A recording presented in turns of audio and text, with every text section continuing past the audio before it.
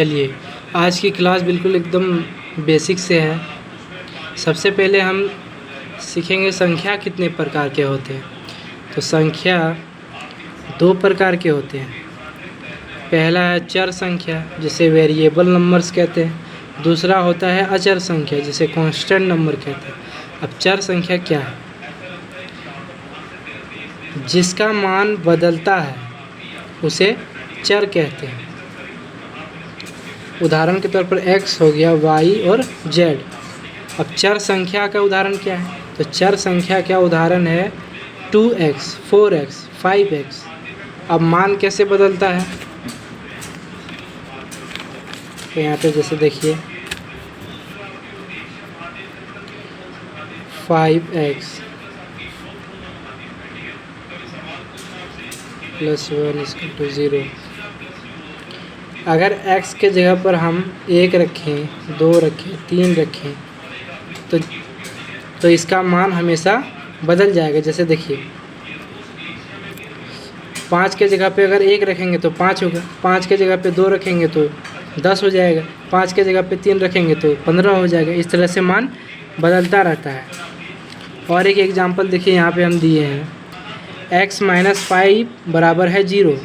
तो x का मान निकालेंगे तो 5 आएगा। और अगर कहीं रहे x - 3 = 0 तो x का मान क्या होगा? 3 होगा। तो इस प्रकार से चर संख्या जो है वो बदलती रहती है, चर का मान।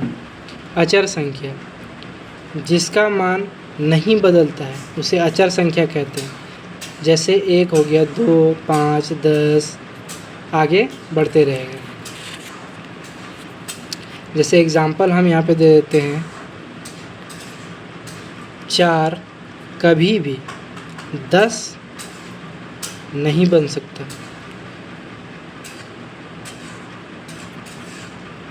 5 कभी भी 6 नहीं हो सकता। 7 कभी भी 15 नहीं हो सकता। इस प्रकार से अचर जो होता है वो कभी नहीं बदलता। अब इसके आगे हम सीखेंगे समीकरण क्या होता है।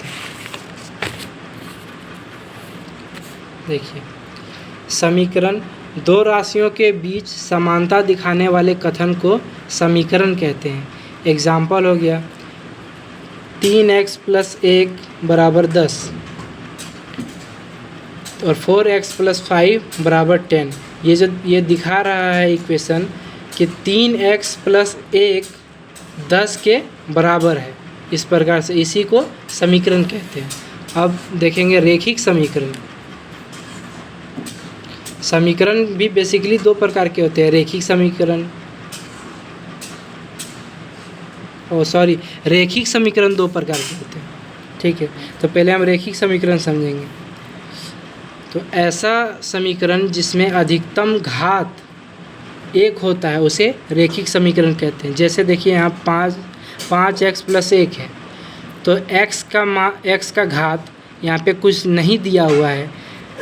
जब भी x के घात में कुछ ना हो, यानी पावर में, तो क्या होता है? 1 हमेशा होता है। अगर x पर पावर दिया हुआ है 2 तो x का पावर 2 हो गया। लेकिन x सिर्फ x लिखा हुआ है तो क्या होगा? कुछ नहीं है तो 1 वहाँ पे हमेशा रहता है। तो यहाँ पे देखिए, यहाँ पे घात कितना है? 1 है, यानी पावर 1 है। तो ये एक रेखिक समीकरण हो गया। लेकिन अगर x पर पावर 0 होता, 2 हो जाता, 3 हो जाता, 5 हो जाता, तो ये रेखिक समीकरण नहीं होता। ठीक है, तो समझ गए रेखिक समीकरण। अब रेखिक समीकरण बेसिकली दो प्रकार के होते हैं। पहला होता है एक चर वाले रेखिक समीकरण, जिसे हम linear equation of one variable English से कहते हैं।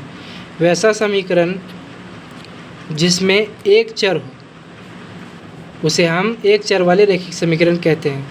जैसे एग्जांपल 2x + 6 = 10। तो इसमें देखिए चर की संख्या कितनी है? 1 है, 2x, यही सिर्फ एक चर है।